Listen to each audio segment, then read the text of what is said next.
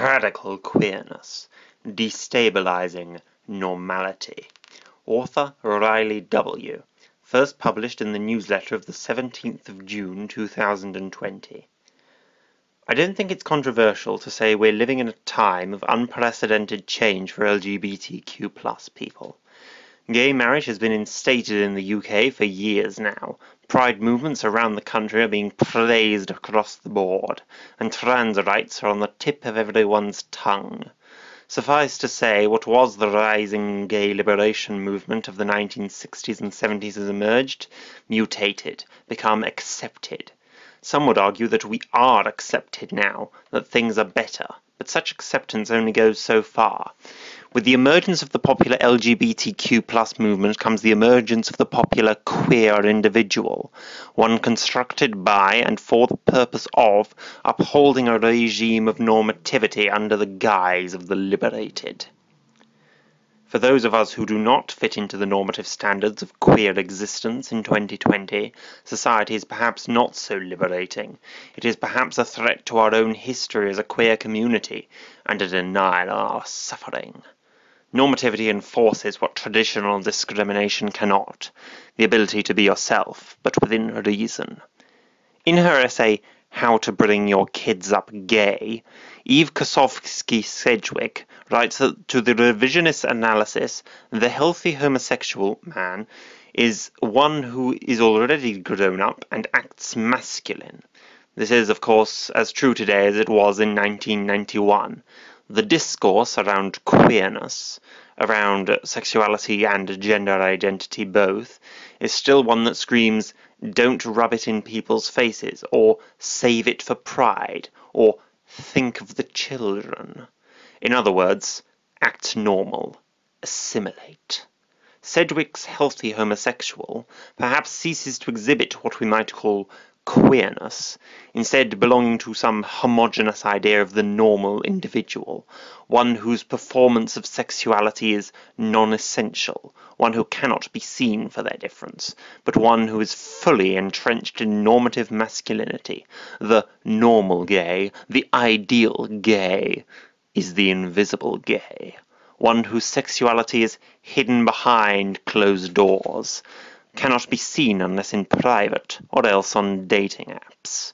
Normativity denies difference. It reclosets sexuality and gender, renders those discriminated against for their sexuality or gender identity hidden in plain sight.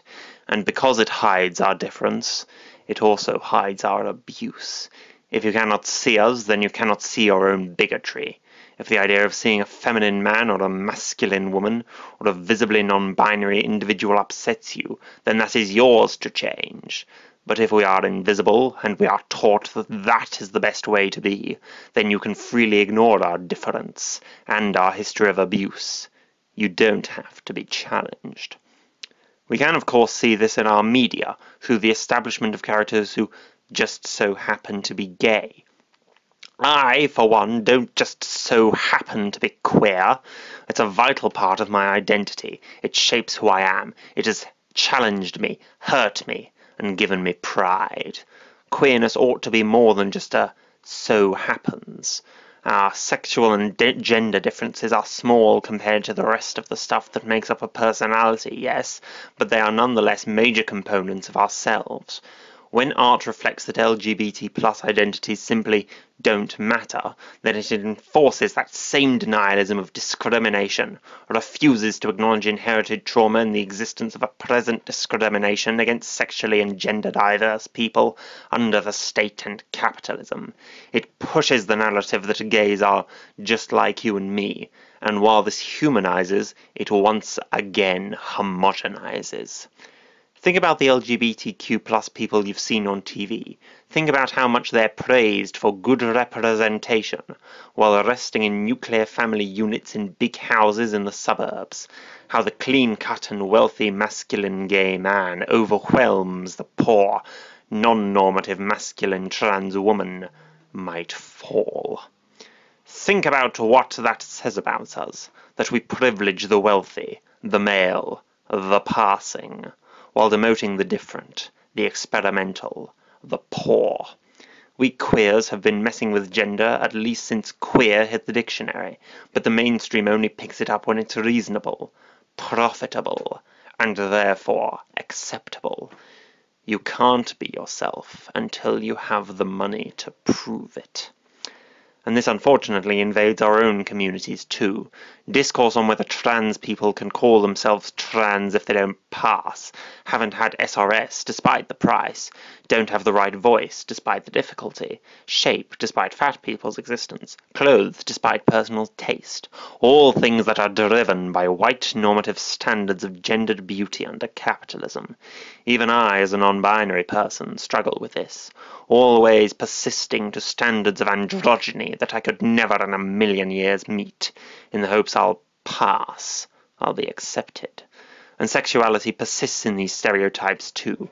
No fats, no femmes discourse surrounds the gay scene, particularly on apps like Grindr, and limits the autonomy that MSM have over their body. We are infiltrated by normative discourses.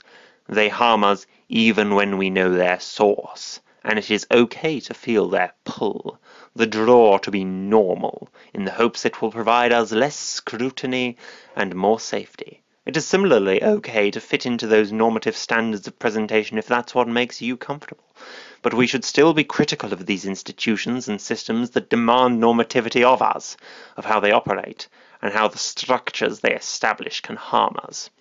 To be queer, then, is to embrace difference, to challenge the status quo with a visible history of trauma. Heather Love describes queer as a word you can hear the hurt in, and indeed by experimenting, performing a weird, queer anti-normativity, we can establish a radical kind of selfhood oppositional to capitalist and establishment values of sexuality and gender, values which have seen us criminalized, pathologized, and violated. By performing queerness, we can push through hardship to a powerful selfhood where our difference matters. The truth is that these problems are systemic and institutional. They are enforced by the doctrines and narratives that persist in the space and culture around us. The dismantling of the queer-phobic ideal gay is part and parcel with the destabilization of the state and capitalism. It is the tearing down of an ideal that is too safe, too restrictive, too ignorant. In order to be ourselves, we must avoid the sticky labels, have respect, responsibility, and above all, representation for those of us radical enough to screw with the gendered and sexual presentations. We must condemn the nuclear family back to its bunker, and reimagine the self in wild and original ways. The future needn't be normative. The structures that render us similar ought to be able to be distorted. Don't save your pride for pride. Be weird and wonderful and united in this world. Then one day, maybe change will come.